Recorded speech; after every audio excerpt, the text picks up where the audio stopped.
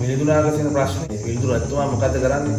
මිලිඳු රජතුමාට ඕන වුණා මරණයෙන් පස්සේ මොකද්ද වෙන්නේ කියලා ඔයා රජතුමා මොකද කරේ? මිලිඳු රජතුමාගේ රජවාසලේ ඉරගෙදර දාලා තිබිච්ච මරණාදණ්ඩනය නියම කරලා තිබිච්ච හොරු ගෙනල්ලා එයා මොකද විවිධ දඬුවම් දීලා මැරුවා. එයා අළුව බෙල්ල කැපුවා, ඇඟ කටින් වෙන් කරා, ඕම කෑලි කෑලි කපලා බැලුවා, දිව කැපුවා, විවිධ දඬුවම් දීලා මැරුවා. මම බලන් ඉන්නවා මේ මොකක් හරි මේ මැරුණෙන් පස්සේ යනවද?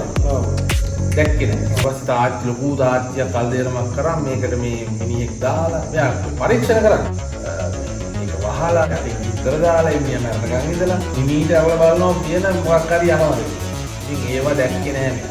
ඒ නිසා මෙයා යම් මතයකට ආවා නම් මට පස්සේ මිනිහෙක්ගේ ආත්මයක් කියන්නේ මේක නෑ නැවතිදී මොකුත් නෑ කියන අදහස. ඔය ත්‍රිපිටක සාහිත්‍යයේ ලස්සන කතාවක්. ඒ කාලේ නම් මිනිස්සුන්ට තිබුණ ප්‍රශ්නයක් මම මට පස්සේ ඊළඟට වෙන්නේ